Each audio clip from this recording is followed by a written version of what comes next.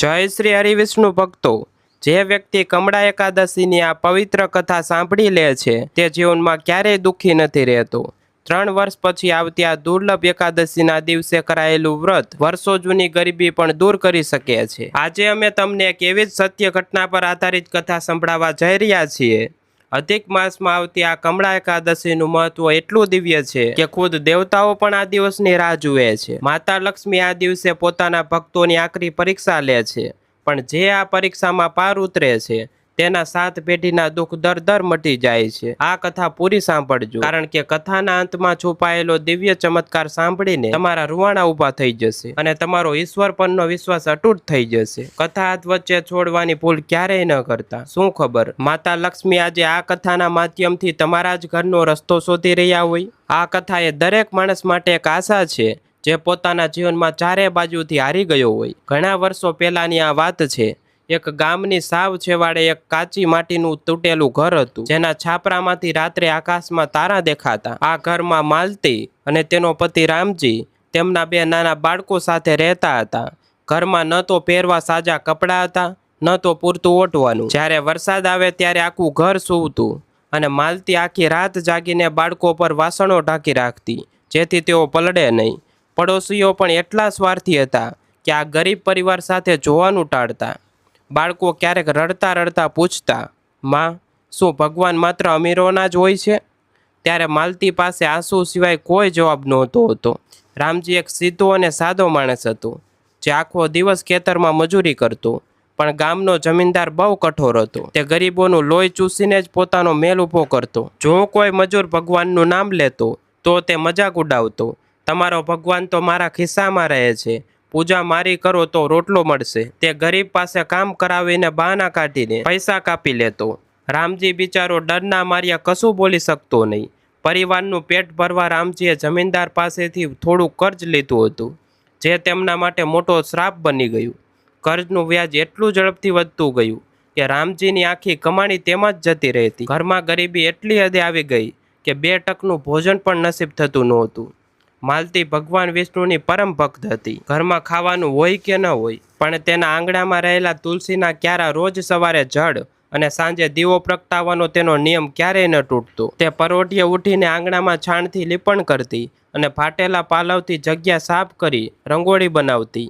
2 દિવસથી પેટમાં અન્નનો દાણો ન હોય, ચક્કર આવતા હોય, છતાં તેનું મુખ સતત ઓમ નમો ભગવતે વાસુદેવાય નો જાપ કરતું રહેતું। બાળકોને ખોળામાં બેસાડીને તે શ્રી હરિનું નામ શીખવાડતી। જ્યારે ઘરમાં કંઈ જ ન હોય ત્યારે તુલસીના પાન અને જળનો ભોગ ધરાવીને મનોમન ઈશ્વરને જમાડતી। એવી અદ્ભુત હતી એની ભક્તિ। પણ ચોમાસામાં સતત 3 દિવસથી ગામમાં એટલો વરસાદ પડી રહ્યો હતો કે રામજી મજૂરી કરવા જઈ શકતો નહોતો। ઘરમાં બચેલો લોટ અને ચોખા પણ હવે પૂરા થઈ ગયા હતા। એક રાત્રે ભારે વરસાદમાં છાપરામાંથી પાણી ટપકી રહ્યું હતું। માલતી રસોડામાં એક ડબ્બો ખોલીને જોતી હતી કે ક્યાંકથી થોડો લોટ મળી જાય, પણ ડબ્બા સાવ ખાલી હતા। વાદળોની ગર્જનાથી ડરીને બાળકો ભૂખ્યા પેટે જ સૂઈ ગયા। રામજી અને માલતી પલળે નહીં એટલે બાળકોને એક ખૂણામાં સુવડાવીને બેઠા હતા। લાચાર રામજીએ ભારે હૈયે માલતીને કહ્યું, માલતી, મને માફ કરજે, હું જવાબદારી પૂરી નથી કરી શકતો। આજે મારા કારણે બાળકો ભૂખ્યા છે। માલતીએ રામજીને હિંમત આપતા કહ્યું, તમે આવું કેમ બોલો છો? સુખ દુઃખ તો જીવનનો ભાગ છે। મારા ભગવાન પર મને પૂરો ભરોસો છે। શ્રી હરિ કોઈને ભૂખ્યા સુવાડે છે, પણ ભૂખ્યા ઉઠાડતા નથી। કાલની સવાર કોઈ નવી આશા લાવશે। એ રાત્રે જ્યારે માલતીની આંખ મીચાઈ ત્યારે એક અદ્ભુત સ્વપ્ન આવ્યું। સોનેરી કમળમાંથી ભરેલા સરોવરમાંથી એક માતૃત્વભર્યો અવાજ આવ્યો, દીકરી, તારી કસોટીનો સમય હવે પૂરો થવા આવ્યો છે, ધીરજ રાખજે। પણ કાલની સવાર આશા નહીં, મોટું અપમાન લઈને આવી। સવારે જમીનદાર તેના માણસો સાથે આવ્યો અને બૂમ પાડી, હે રામજી, બહાર આવ, તારું વ્યાજ એટલું વધી ગયું છે કે આખું ઘર વેચીશ તો પણ પૈસા પૂરા નહીં થાય। રામજી બહાર આવી જમીનદારના પગમાં પડી ગયું, માલિક, થોડો સમય આપો, હું મજૂરી કરીને રૂપિયો ચૂકવી દઈશ। મારા નાના બાળકો પર દયા કરો। જમીનદારે ક્રૂરતાથી હસતા મોહલ્લા સામે કહ્યું, ક્યાં છે તારો એ ભગવાન જેની તારી પત્ની રોજ પૂજા કરે છે? આ તુલસીમાં પાણી રેડવાથી પેટ નહીં ભરાય મૂર્ખ। 2 દિવસનો સમય આપું છું, જો પૈસા ન આવ્યા તો ઘર ખાલી કરીને રસ્તા પર ભીખ માંગવી પડશે। અપમાન સહન કરીને રામજી તૂટી ગયો. તમાશો જોઈને ગામ લોકો ચાલ્યા ગયા, પણ કોઈને મદદ ન કરી. રામજીનો ભગવાન પરથી ભરોસો ઉઠી ગયો. તેણે હતાશ થઈને માલતીને કહ્યું, ક્યાં છે તારા ભગવાન? તું આટલી પૂજા કરે છે, છતાં આપણી આ દશા કેમ છે? ગરીબોની કોઈ સાંભળતું નથી. પતિનો તૂટ્યો વિશ્વાસ જોઈ માલતીની ભારે વેદના થઈ, છતાં તે મૌન રહી. સાંજ પડી. આવી કપરી પરિસ્થિતિમાં પણ માલતી ધીમેથી ઊભી થઈ. તેજ પવન ફૂંકાઈ રહ્યો હોવા છતાં તેણે પાલવથી પવન રોકીને તુલસી પાસે માટીના કોડિયામાં દીવો પ્રગટાવ્યો. ભક્તો, ચમત્કાર જુઓ કે પવનના આસપાસના વૃક્ષો હલી રહ્યા હતા, પણ એ નાનકડો દીવો જરાય ડગમગ્યો નહીં, જાણે સાક્ષાત નારાયણ તે દીવાની રક્ષા કરી રહ્યા હોય. માલતીએ ઢૂસકા ભરતા પ્રાર્થના કરી, હે પ્રભુ, મારા પતિના શબ્દોને માફ કરજો. મને તમારા પર પૂરો વિશ્વાસ છે. મારી કોઈ ભૂલની સજા મારા નિર્દોષ બાળકો કે પતિને ન આપતા. હું તમારી ભક્તિ ક્યારેય નહીં છોડું. સાચી ભક્તિ એ જ છે જે દુઃખમાં પણ ન ડગે. માલતીના એ શ્રદ્ધાથી ભરેલા આંસુ ભગવાન સુધી પહોંચી ગયા હતા. રામજી મજૂરી શોધવા ભટકતો, પણ જમીનદારના ડરથી કોઈ તેને કામ નહોતું આપતું. ભૂખથી બાળકોના ચહેરા સાવ લેવાઈ ગયા હતા. એક સાંજ એવી આવી જેણે માલતીના જીવનની દિશા બદલી નાખી. આંગણામાં એક 10-12 વર્ષની નાની છોકરી આવી. સાદા કપડાં, પણ ચહેરા પર એક દિવ્ય તેજ અને શાંત મુસ્કાન હતી. તેણે પોતાની પોટલીમાંથી ગોળ ધાણી કાઢી બાળકોને ખવડાવ્યા. બાળકો જરાય ડર્યા વિના તેને દીદી કહીને વળગી પડ્યા. માલતી આશ્ચર્ય થયું કે આ ગામમાં તો મેં આને ક્યારેય નથી જોઈ. તેણે પૂછ્યું, દીકરી, તું કોણ છે? છોકરીએ મધુર અવાજમાં કહ્યું, કાકી, હું બાજુના ગામમાં રહું છું. મને આ બાળકો સાથે રમવાનું મન થયું એટલે આવી ગઈ. હું રોજ સાંજે આવું તો ચાલશે? માલતીએ હા પાડી અને નામ પૂછ્યું તો તેણે હસીને કહ્યું, નામમાં શું રાખ્યું છે કાકી? તમે મને દીકરી કહીને બોલાવજો. તે દિવસ પછી તે છોકરી રોજ સાંજે આવવા લાગી. તે બાળકો સાથે રમતી, પ્રહલાદ ધ્રુવની વાર્તાઓ કહેતી અને મીઠાઈ ખવડાવતી. અહીં તેના આવવાથી માલતીને હિંમત મળતી. છોકરી કહેતી, કાકી, ખરાબ સમય વાદળ જેવો છે, વિખેરાઈ જશે. આ તુલસીનો ક્યારો તમારી સૌથી મોટી તાકાત છે. આ દીવો ક્યારેય બુઝાવા ન દેતા. જ્યારે પણ તે આંગણામાં રમતી ત્યારે આખા ઘરમાં કમળના ફૂલો જેવી પવિત્ર સુગંધ ફેલાઈ જતી અને તુલસી પાસે હળવો પ્રકાશ દેખાતો. સૌથી મોટું આશ્ચર્ય એ હતું કે તે ક્યારે આવતી અને ક્યારે અદૃશ્ય થઈ જતી તે કોઈને ખબર ન પડતી. તેના ગયા પછી દૂર ક્યાંકથી મંદિરની ઘંટડીઓનો અવાજ સંભળાતો. માલતી સમજી ગઈ હતી કે આ છોકરી સામાન્ય નથી, છતાં તે તેને પોતાની દીકરી જ માનતી. જમીનદારની મહેનતનો છેલ્લો દિવસ હતો. રામજી નિરાશ થઈને ખાટલા પર રડી રહ્યો હતો. ત્યારે પેલી નાની છોકરીએ આવી અને માલતીનો હાથ પકડીને પ્રેમથી કહ્યું, કાકી, કાલે 3 વર્ષ પછી આવતી કમળા એકાદશી છે. આ દિવસે કરાયેલું વ્રત ક્યારેય ખાલી નથી જતું.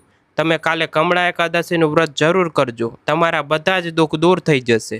માલતીએ આશ્ચર્યથી પૂછ્યું, બેટા, આ વ્રત કરવાથી શું થશે? છોકરીએ શાંતિથી કહ્યું, આ દિવસે ભગવાન વિષ્ણુ ભક્તોની પરીક્ષા લેતા હોય છે. બસ તમે તુલસી પૂજા કરજો અને ભગવાનને જે આપ્યું છે તેમાં સંતોષ માનજો. આટલું કહીને તે છોકરી ગાયબ થઈ ગઈ. માત્ર એક જ દિવ્ય સુગંધ અને ઘંટડીનો અવાજ રહી ગયો. માલતીના રૂવાણા ઊભા થઈ ગયા. તેણે નક્કી કર્યું કે કાલે ગમે તે થાય તે વ્રત ચોક્કસ કરશે. બીજા દિવસે ઘરમાં ખાવા માટે માત્ર એક જ રોટલી બચી હતી. બાળકો ભૂખથી રડી રહ્યા હતા. રામજીની હૃદય ફાટી રહ્યું હતું. તેણે માલતીને કહ્યું, આ એક રોટલી છે, તું અને બાળકો વેચીને ખાઈ લો. આજે જમીનદાર આપણને ઘરમાંથી કાઢી મૂકશે. માલતીએ મક્કમતાથી કહ્યું, ના, આજે મારું કમળા એકાદશીનું વ્રત છે. હું અન્નનો દાણો પણ મોઢામાં નહીં મૂકું. આ રોટલી તમે ત્રણેય વેચી લો. મને શ્રી હરિ અને પેલી દીકરીના વાત પર પૂરો ભરોસો છે. રામજી ગુસ્સે થયું, તું પાગલ થઈ ગઈ છે. જો ભૂખી રહીશ તો મરી જઈશ. પેલી અજાણી છોકરીની વાતમાં આવીને જીવ જોખમમાં ન નાખ. પણ માલતી ટચની મસ ન થઈ. તેણે તુલસી પાસે દીવો કરી ભગવાન વિષ્ણુનું નામ લીધું.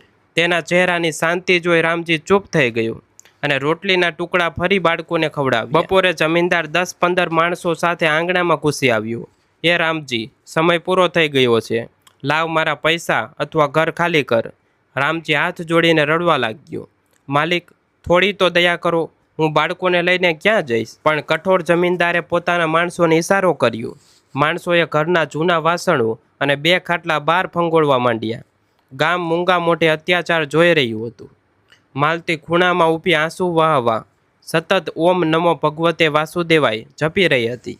જમીનદારે તુલસીના ક્યારા તરફ ઇશારો કરી કહ્યું, આ તુલસીનો છોડ પણ ઉખાડી ફેંકો.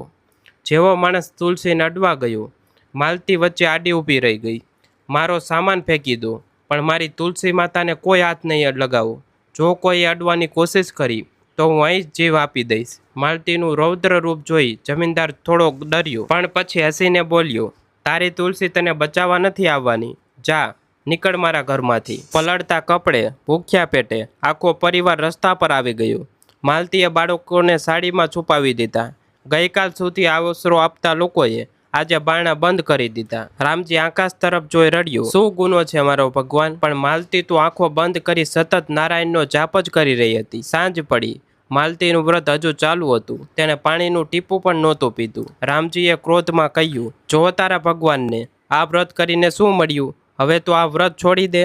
માલતીએ ધીમા પણ મક્કમ અવાજમાં કહ્યું, ના, કમળા એકાદશીનું વ્રત અધવચ્ચે ન મુકાય. ભલે મારો જીવ જાય, હું વિશ્વાસ નહીં ઉઠાવું. રાત પડી. અચાનક વરસાદ બંધ થયો. રસ્તા પર બેઠેલા માલતી અને રામજીને અચાનક એ જ મીઠી સુગંધ આવવા લાગી. માલતીએ જોયું તો દૂરથી પેલી નાની છોકરી આવતી દેખાઈ. એ જ શાંત મુસ્કાન સાથે તેણે નિર્દોષતાથી પૂછ્યું, કાકી, તમે રડો છો કેમ?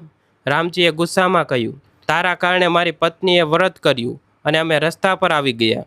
છોકરી હસીને મધુર અવાજે બોલી, કાકા, ધીરજ રાખો. જે રાત સૌથી અંધારી હોય છે તે જ સવારની સૌથી નજીક હોય છે. કાકીનું વ્રત એડે નહીં જાય.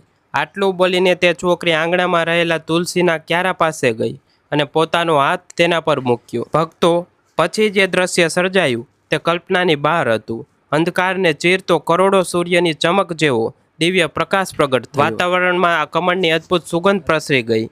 ચારે દિશાઓમાંથી શંખ ધ્વનિ ગુંજવા લાગ્યો. તે નાની છોકરીના ચહેરા પરથી તેજ વધવા લાગ્યું અને આખો વિસ્તાર સોનેરી કિરણોથી ઝળહળી ઉઠ્યો. માલતીએ જોયું તો ત્યાં સાક્ષાત માતા લક્ષ્મી પ્રગટ થયા હતા. ગુલાબી કમળ પર બિરાજમાન, સોનાના આભૂષણોથી લદાયેલા અને ચહેરા પર અનંત કરુણા. તેમના એક હાથમાંથી ધનની વર્ષા થઈ રહી હતી અને બીજો હાથ આશીર્વાદ મુદ્રામાં હતો. માલતી અને રામજી સીતા માતાના ચરણોમાં પડી ગયા. માલતીની આંખોમાંથી પરમ આનંદના આંસુ વહેવા લાગ્યા. માતા લક્ષ્મીનો મધુર અવાજમાં કહ્યું, ઊભી થા દીકરી, હું તારા પર પ્રસન્ન છું. કમળા એકાદશીના દિવસે આટલું મોટું કષ્ટ હોવા છતાં તે ભગવાન પરથી વિશ્વાસ ન ઉઠાવ્યો અને વ્રત પૂર્ણ કર્યું. તારી ભક્તિની આજ તો પરીક્ષા હતી. જે દુઃખમાં પણ ભગવાનને નથી ભૂલતો, ભગવાન તેને એકલો નથી છોડતો. તારા જીવનના બધા જ દુઃખો હવે કાયમ માટે પૂરા થયા. આટલું કહીને માતા લક્ષ્મી અંતર્ધ્યાન થઈ ગયા. જ્યારે તેમણે પોતાના ઘર તરફ જોયું ત્યારે આંખો ફાટી ગઈ. જે ઘર પહેલાં માટીનું તૂટેલું હતું તે હવે સુંદર પાકા મકાનમાં ફેરવાઈ ગયું હતું. આંગણામાં સોનાના સિક્કાઓનો ઢગલો હતો અને રસોડામાં ખાલી ડબ્બા અનાજથી છલકાઈ રહ્યા હતા. રામજી રડતા રડતા માલતીના પગમાં પડી ગયો. મને માફ કરજે, મેં તારા ભગવાન પર શંકા કરી. તારી ભક્તિએ પરિવારને બચાવી લીધો. માલતીએ રામજીને ઊભો કરી કહ્યું, પ્રભુ કોઈનું ખરાબ નથી કરતા, બસ આપણે તો થોડી ધીરજ રાખતા આવડવું જોઈએ. બીજા દિવસે સવારે રામજીનું નવું ઘર અને સમૃદ્ધિ જોઈ આખું ગામ આશ્ચર્યચકિત થઈ ગયું. જમીનદાર પણ ત્યાં આવ્યો અને રામજીનું નવું ઘર જોઈ તેના હોશ ઉડી ગયા. રામજીએ જમીનદારને વ્યાજ સાથે પૈસા પાછા આપ્યા અને હાથ જોડીને કહ્યું, માલિક, તમારો આભાર. જો તમે કાલે રસ્તા પર ન કાઢ્યો હોત તો મારા ભગવાનના આશીર્વાદ ન મળ્યા. જમીનદારનું માથું શરમથી ઝૂકી ગયું. તેને ભૂલનો અહેસાસ થયો અને રામજીની માફી માંગી. તેણે પોતાના ખરાબ કામો છોડી દીધા અને પ્રભુની ભક્તિમાં લાગી ગયું. માલતીએ હવે પોતાના આંગણામાંથી કોઈ ગરીબને ભૂખ્યો જવા દીધો નહીં. તે દિવસ પછી માલતી અને રામજીનું જીવન સુખથી વીતવા લાગ્યું. ભક્તો, કમળા એકાદશીનું વ્રત માત્ર ઉપવાસ નથી, પણ ધીરજ અને સાચા મનની પરીક્ષા છે. સાચા મનથી ભગવાનને યાદ કરવું તો તે કોઈને કોઈ સ્વરૂપે મદદ કરવા જરૂર આવે છે. જે લોકો આ કથાને સાંભળે છે તેમના જીવનમાં ક્યારેય ધનની કમી નથી આવતી અને ઘરમાં હંમેશા સુખ શાંતિનો વાસ રહે છે. પ્રેમથી બોલો, જય શ્રી હરિ, જય માતા લક્ષ્મી.